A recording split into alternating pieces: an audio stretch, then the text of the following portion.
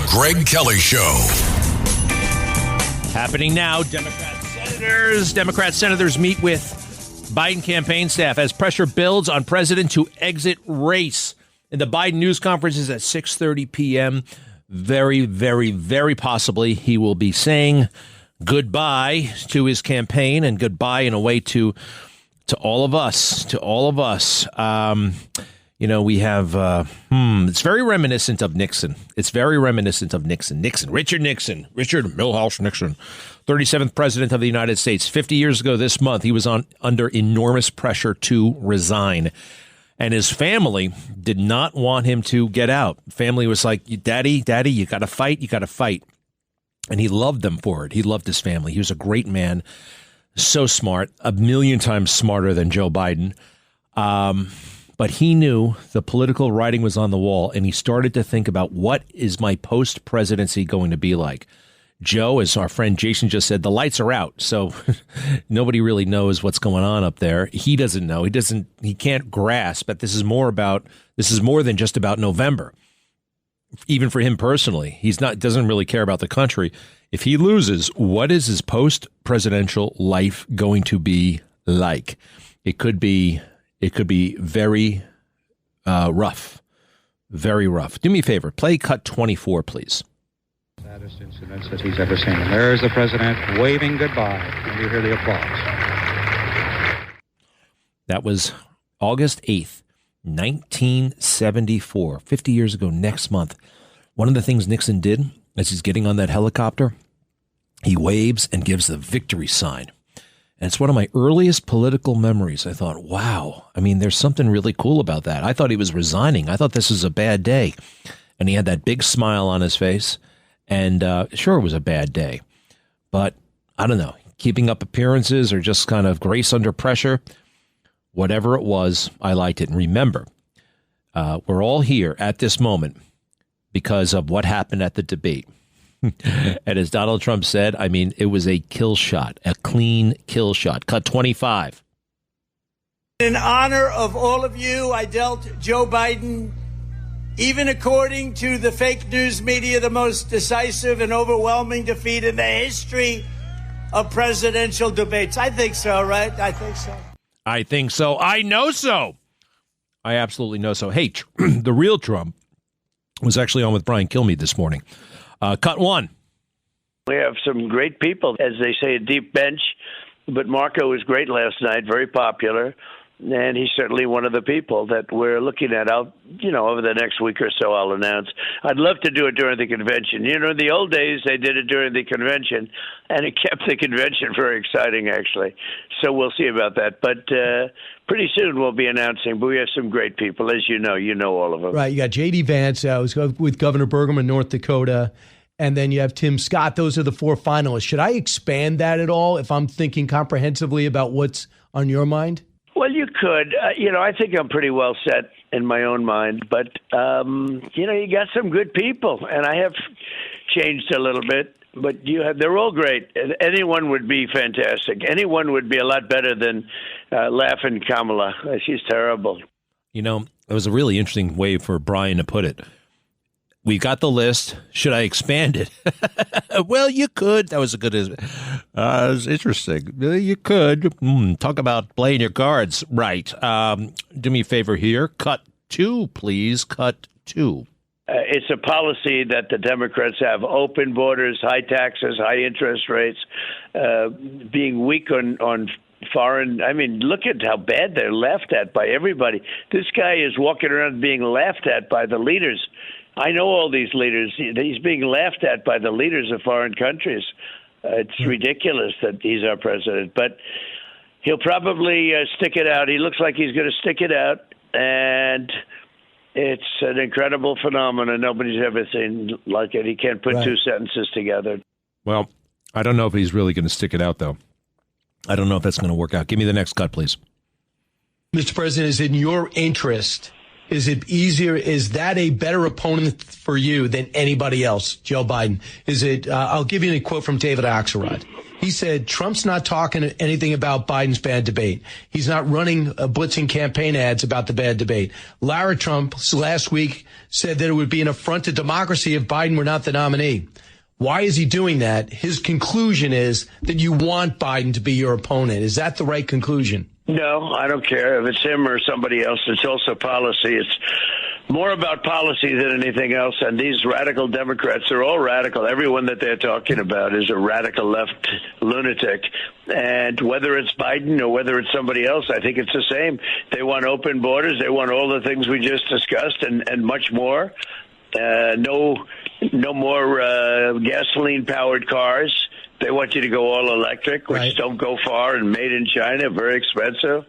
They want, as an example, I say it, it's almost embarrassing to have to even say it. They want men playing in women's sports, and I want the opposite.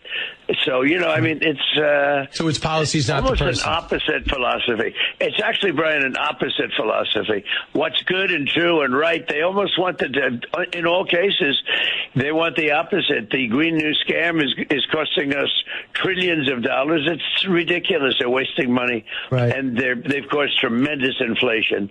And we're going to stop all that. I love it. Great questions from Kilmeade, actually. Let's do another one. Cut 4. What about Vance's facial hair? Cut 4. On your vice president's candidate, word is that you won't pick J.D. Vance because of his facial hair. Is that true? No, facial hair. I've never heard that one. Number 2, no. Doug Burgum, the thing that hurts. Like a young Abraham Lincoln. Right, he's a handsome man.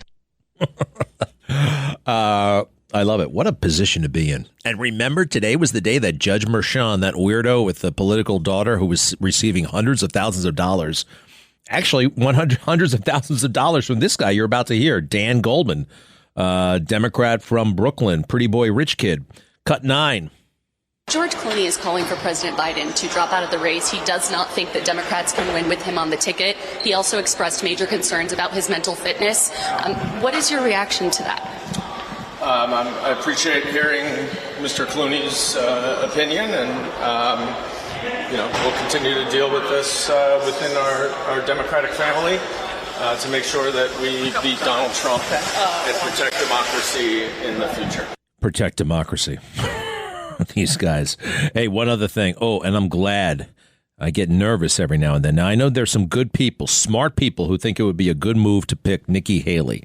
I respectfully disagree with them, and I think Donald Trump has totally dismissed Nikki Haley as an option here for VP. Cut 15, please. Cut 15. Just looking at Nikki Haley yesterday, she said, I recommend all my delegates go to President Trump. And they said, are you going to the Republican convention? And she says, I have not been invited. From your understanding, have you not invited her, and would you want to invite her? Is that an oversight or intentional? Well, I'll take a look at that. I mean, I have heard that this morning, so I'll take a look at that. So you would like to see her go? I don't know. I'm going to take a look at it. I want to see. I know she gave her delegates over. There was a lot of bad blood there. She stayed too long. She was being soundly defeated at every place, but she just wouldn't leave. And so we had to continue onward for 2 extra months, which was ridiculous. And she was doing badly. She was losing badly. But, her mistake was she continued on. She just, keep going. I had that the first time, too. I had a gentleman from Ohio continued on. He just wouldn't, just kept going. He wasn't getting anything. He wasn't doing anything. He wasn't getting any votes, but he continued on. There's a time to which you leave. Ron DeSantis left right after Iowa. She should have left right after Iowa. She came in third. She didn't come in second. Ron came in second. But he left after Iowa because he said there was no way he could win. So you're still a little angry that she stayed in so long. She came in third. There was no way. So I just say this. I wish she didn't stay so long. Right. But do you think she helps you with moderates, that she had a group of people that maybe are hard for you to get? No, they're not going to vote for Biden. Biden is a low IQ president. Okay. I mean, really, a moderate. I mean, what would a moderate, like with the moderates, are we not moderate? I'm totally MAGA. Does that make me not a moderate? Am I right wing, far right wing? No, actually. I mean, I'm to the right, to the left. I mean, I just feel like the MAGA agenda is such a common sense pro-America agenda. Yeah, you can't have your country overrun by illegal migrants. You have to have a border. You shouldn't be sexualizing children. Men play in men's sports, women play in women's sports. It's a very simple, straightforward agenda. We want the country back to when it was great. And you do have to go back quite a ways. And this doesn't have anything to do with race, okay? Every now and then, oh, that's a dog whistle. It's a racist dog whistle. No, you're the racist. You're the racist. Hey, how about this? The reporters down there are so embarrassed. Listen, this is behind the curtain, mad media versus beat up Biden. A true Washington psychodrama will unfold today a mile from the White House at the Walter E. Washington Convention Center. A red-hot press corps, which feels ignored, used, and deceived, will get its first true unfiltered crack at grilling President Biden, the most media-sheltered president of modern times. The dogs are loose, a Biden advisor told us. Biden, bitter over media coverage of his age and acuity, gets his shot at redemption, a chance to show the press and public he can think fast, handle the heat, and spar and speak improvisationally without glitching. Well, we know that he can't do that. It doesn't matter if he does it today somehow by some miracle. Why this matters? The stakes are even higher than during the first presidential debate. If Biden looks weak and wobbly, his Democratic critics will pounce and crank up resignation calls. If he looks strong and steady, the anti-Biden campaign could stall. Biden's every word and move will be dissected, even mangled sentence scrutinized, every mangled sentence scrutinized, every stiff move or mind freeze discussed. The big picture, senior Democrats are increasingly bearish about the chances Biden stays at the top of the ticket. I think this weekend is critical, said a former top government official. I expect key conversations to happen at the end of the week after NATO. See, right now, Biden's on the world stage. They feel like, oh, you can't do this now. You can't do it now. Well, we're getting closer and closer. The reality is setting in. The numbers are bad. The money is frozen. The path isn't there. A top Democrat operative said of today's press conference, if he performs well, it still doesn't put it to rest. He's got to do that over and over and over. That's the problem for him. Another former official said, if he does push-ups on stage, it doesn't matter. The damage was done when 50 million people saw the debate. And look at this, 67%, a new poll indicates 67% of the American people do not think Joe Biden is mentally fit to be president. Man, we have spoken. I hope he does the right thing today. We'll be right back. Greg Kelly.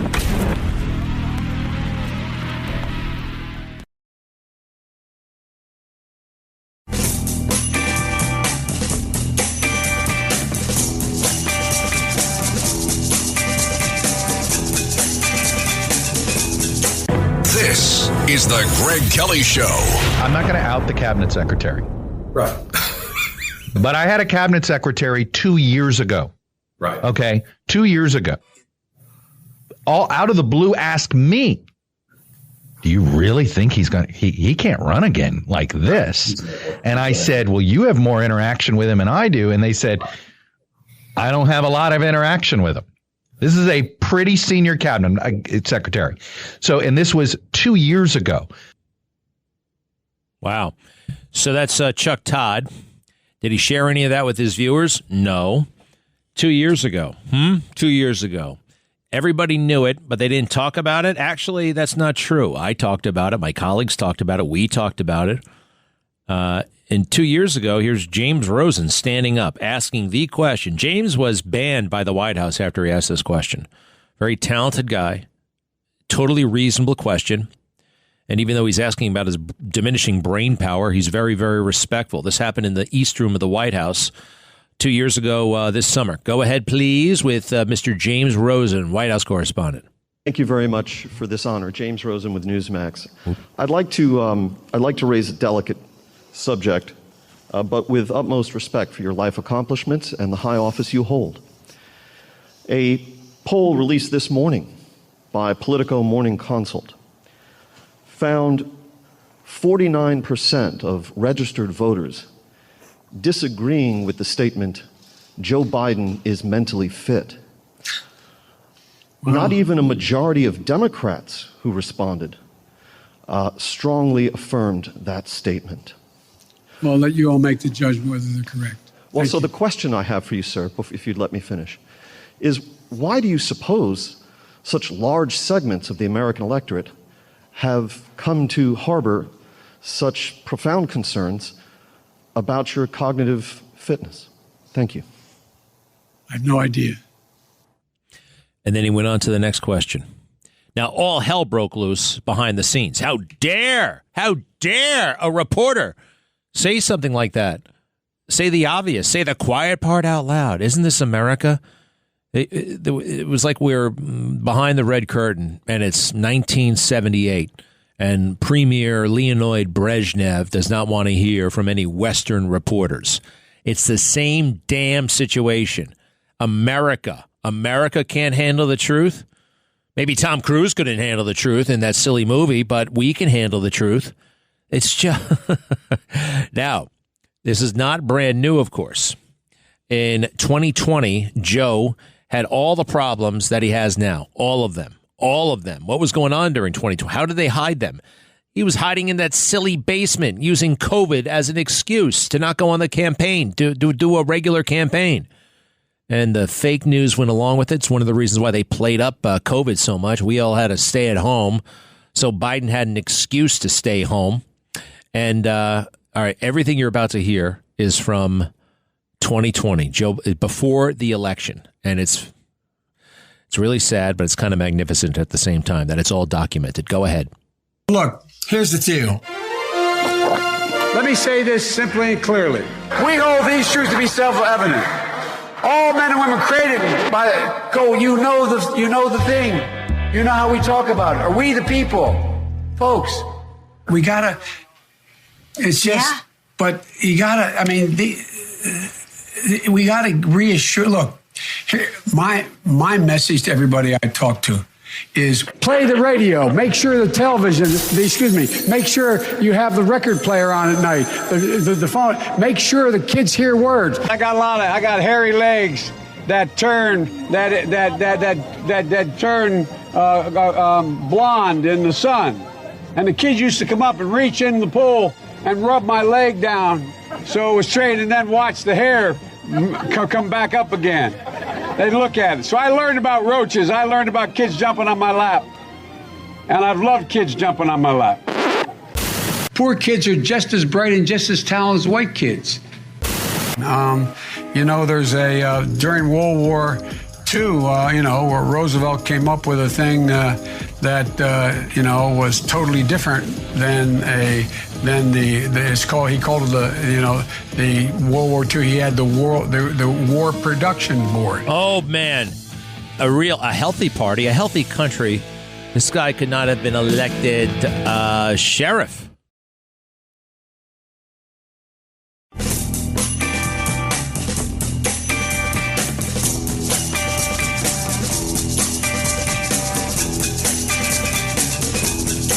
You're listening to The Greg Kelly Show. Hey, the laughing hyena, Kamala, is at the podium trying to fix this situation for Joe, at least on the surface. I'm going to hear this for a second, please. I'd ask them, have you had to endure an active shooter drill? And to the older adults here, I will tell you it is bone-chilling when they respond. Almost every hand went up.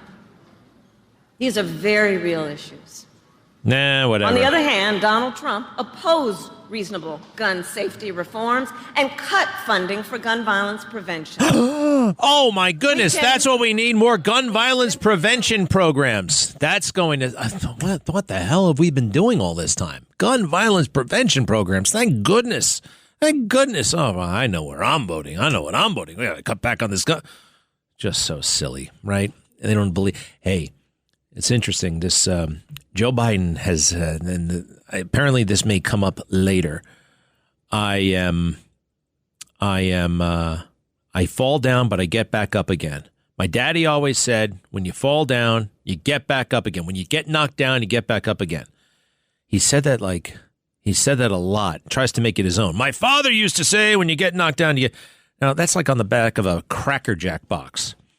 And it's actually in a movie with Matt Damon. Matt Damon is a politician, and it's kind of a strange movie. It's set, they have this thing called the Adjustment Bureau. And when something goes wrong here on Earth, if something happens that's not supposed to happen, they send down these guys from the Adjustment Bureau to straighten everything out. So God has it in mind that Matt Damon is not supposed to be a cookie cutter politician. So he sends this woman to go kind of motivate him. Chance encounter. And he just lost a race for comptroller in New York City. And he goes to the podium and he says, my dad had a saying, when you get knocked down, you get back up again. And the crowd oh, yeah. And then he finally says, my dad never actually said that. No, it's something we kind of made up because it sounds good. And a lot of things I've been doing in this campaign we did because they sound good. But that's phony. That's not real. And he gives this amazing speech, and it catapults him like all the way to the presidency because finally this guy is talking like a real person. And this predates Biden, by the way. It's just so interesting that line, I think Joe Biden says it all the time. When I get knocked down, you got to get back up again. It's just, here, listen to this. He did it just the other day, okay? It was at North Carolina. This is, how many times are we going to have some event where Joe is going to prove himself? He has only dug that hole deeper. The North Carolina rally, that was a thing. I guess he gets a passing grade for that. He failed miserably in the George Stephanopoulos interview. There have been all kinds of weirdo moments at this NATO summit. Let's see what else. There was the Wisconsin speech that was had a couple of flubs, and it was an empty room, even though he said, "Oh, everybody's here." No, it was a small room. Let's go with the. You got it? You ready? Okay. This is what he says his father told him. Go ahead. Folks, I don't walk as easy as I used to. I don't speak as smoothly as I used to. I don't debate as well as I used to. But I know what I do know. I know how to tell the truth.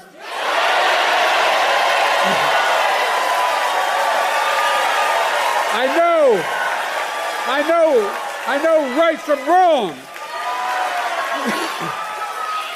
And I know how to do this job. I know how to get things done.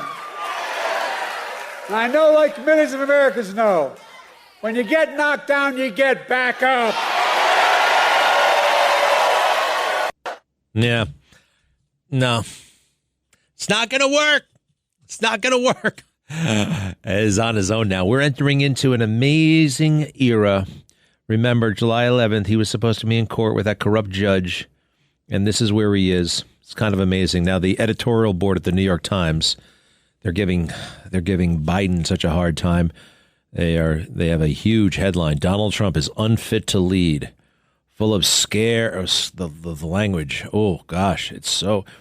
Let's see here. Next week, for the third time in 8 years, Donald Trump will be nominated as the Republican Party's candidate for president of the United States. A once great political party now serves the interests of one man, a man as demonstrably unsuited for the office of president as any to run in the long history of the republic, a man whose values, temperament, ideas, and language are directly opposed to so much of what has made this country great. What the hell are you talking about? What the hell are you talking about? Boy, you know what? I could say the New York Times used to be a great paper. We used to rely on you guys. Now you're relying on the people who made it a great paper, all right, which, oh, by the way, happens to be primarily white Christian men, white Jewish men, made the New York Times great.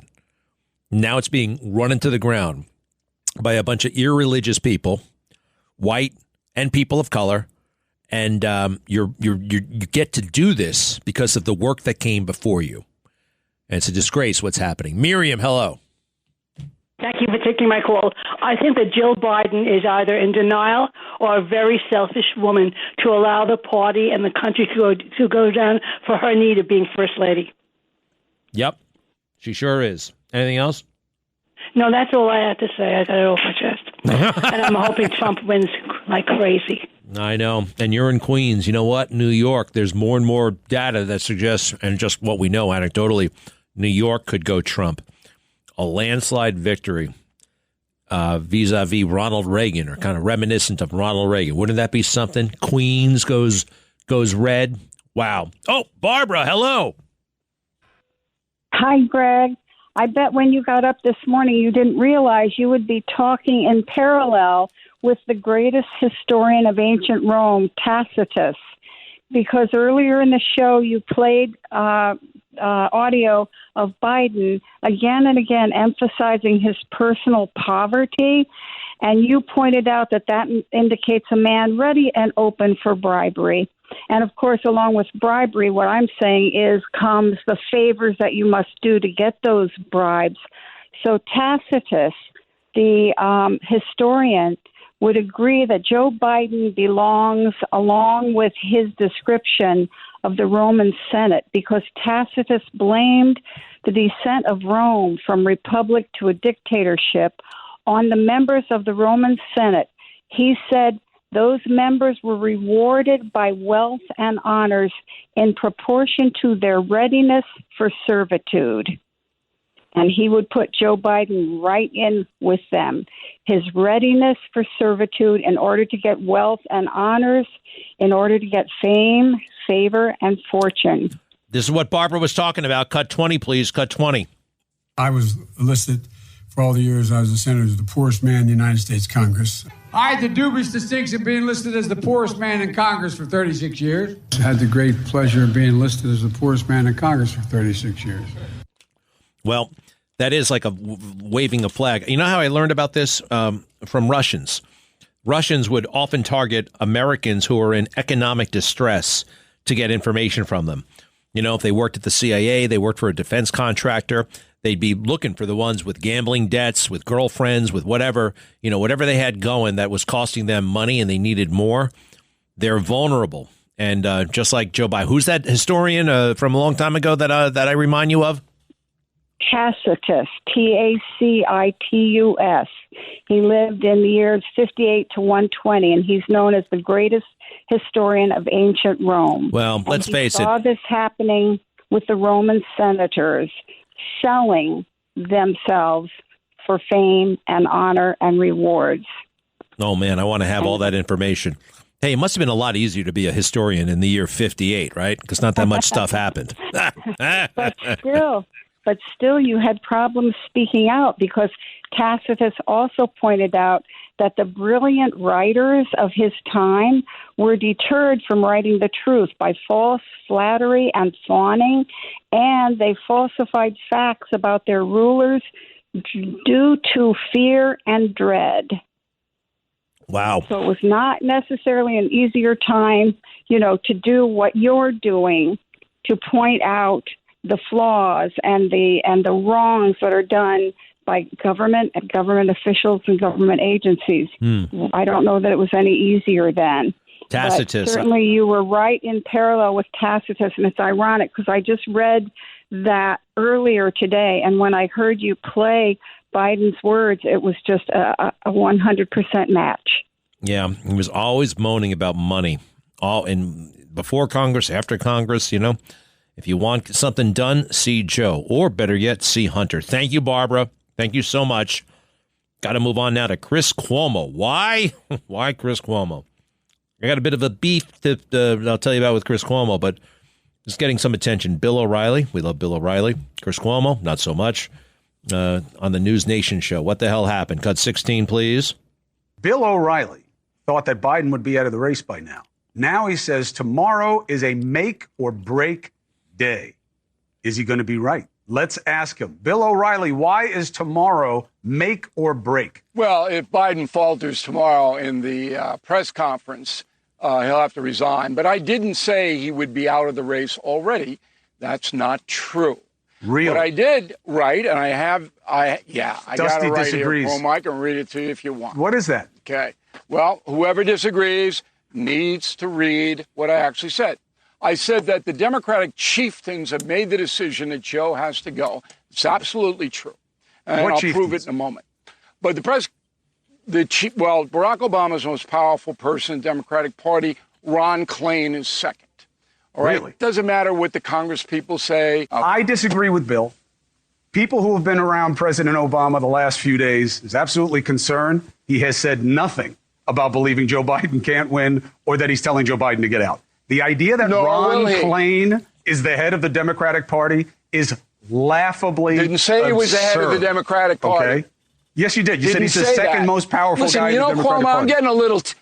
Yeah, I'm getting a little teed off here. Really? Stop misquoting me. What did you You're say better about than Ron that, Klain? so knock it off. What did you say about Ron Klain? I said he's one of the chieftains. You did not. You said he's the one of the second most chieftains of the powerful party. person in the party, and I'm saying that's laughable. In my opinion, he is. Laughable. Okay. Give me a All break. right. You Cuomo. laugh all you want, but you're not telling the truth to the audience. Really? Punch him! About what? Period. About what? Yeah. One name. Yeah. David Axelrod. Yeah. You think Axelrod's going out on CNN And saying? Biden has to go out without Obama's approval? Yes. Are you that dumb? Yes. Are you that dumb? Yes. Okay, there we David go. Axelrod Thank says you. a lot of things without Obama's approval. You doesn't- don't know David Axelrod well enough to Got know it. the answer to that question. I could call him right now and get Okay. it. That's the difference. Oh, that's the But difference. you can get hot. And Bill. they're gonna tell you the Usually it's a truth, sign right? of All right. insecurity in a position, Oh, just what so a- you know. Oh, But go Yeah, I'm ahead about the press insecure. conference. Don't misquote me. Oh, please. You Don't said Ron misquote. Klain is a big shot in the party. Okay. He isn't. It's just the truth. Yeah, he But go is. ahead. He was Biden's chief of staff. I for know who he 2.5 was. He years. also left to make money. Come on. And nobody's knocking on his door because he's never been particularly effective. Well, Cuomo was wrong, actually, about a lot there. You know, Klain was involved in the freaking debate prep for Joe Biden. It's the smugness that I don't like about Chris Cuomo, right? And it's the incuriosity and the lack of respect for a guy like Bill O'Reilly. The other thing about Chris, and you know what? I defended Chris like crazy when he was accused of grabbing the ass of that of some boss of his in like 2003. It was the most absurd claim ever. And I went on and on and on about how absurd it was, defended him publicly here, online, on TV. And I ran into him the other day and he just acted like, oh, yeah, you. Yeah. Oh, sorry, Chris. You know, the arrogance that exudes from the Cuomos, quite frankly. They really are. You know, Mario had tremendous talent, right? We all know that. We all, you know, but the talent seemed to go right to Chris's head. Mario's talent went to Chris's head, the beefcake in the gym. And you know what? One reason why Bill O'Reilly got hot under the collar and Chris Cuomo stayed, you know, cool as a cucumber, because Chris Cuomo smokes dope. Right? He smokes like a lot of people. It's not, I'm not accusing him of a crime. A lot of people. And a lot of people are hurting themselves, harming themselves. Marijuana sucks. You're not supposed to do it. Our parents were right. But he's high as a kite half the time, so nothing really perturbs him. You start to make bad decisions. You operate on a weird plane. And I can tell you right now, Chris is high. Bill isn't. Bill won. Chris lost. Be right back. Greg Kelly.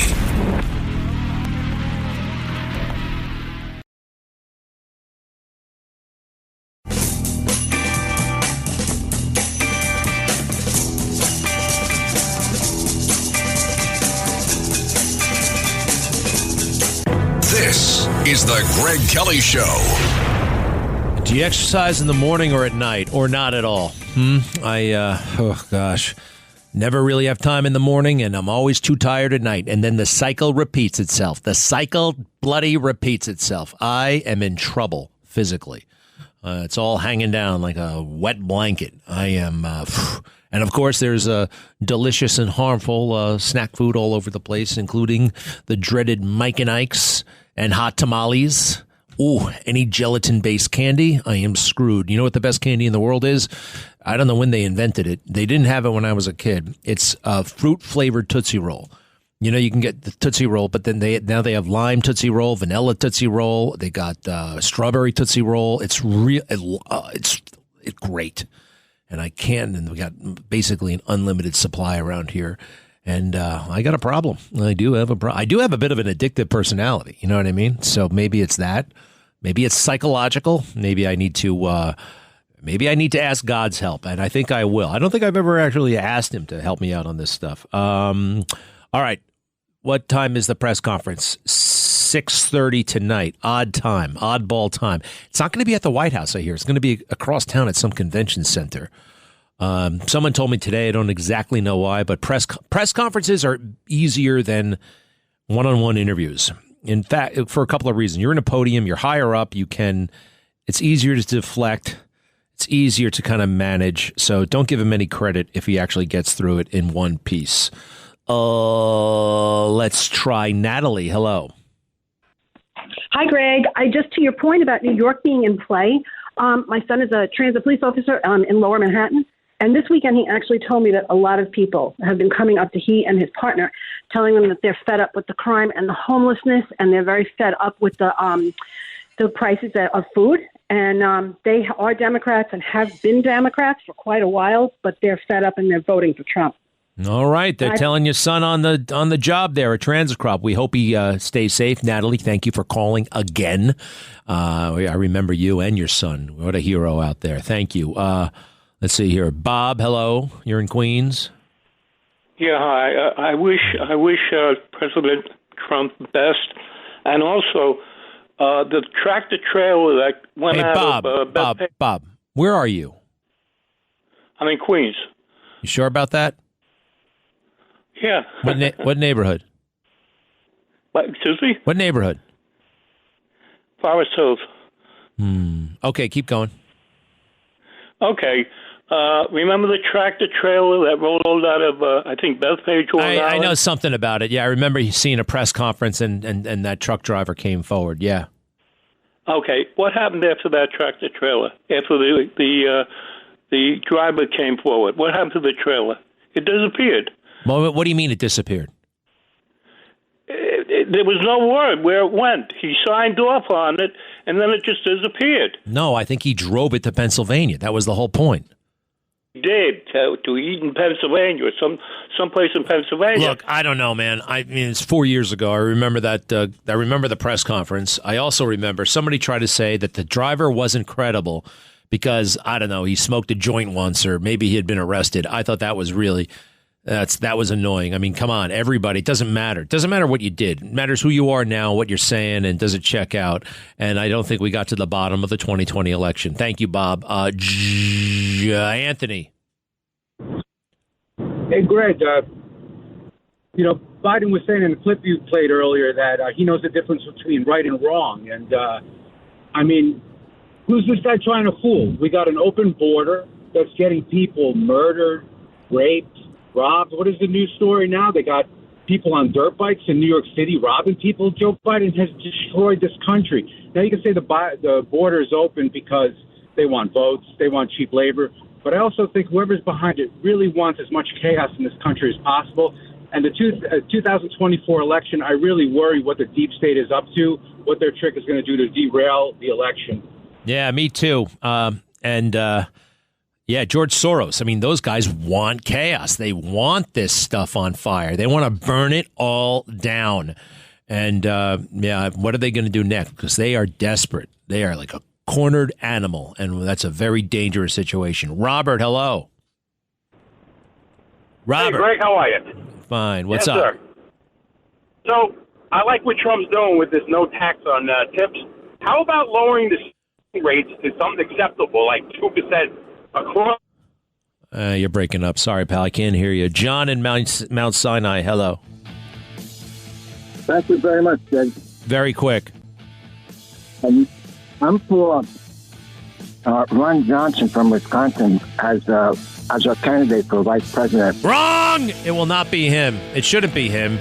He's not good enough on the tube. He gets very, very flustered. Sorry. Economists warn that massive tax hikes could devastate your IRA and 401k as the stock market braces for impact.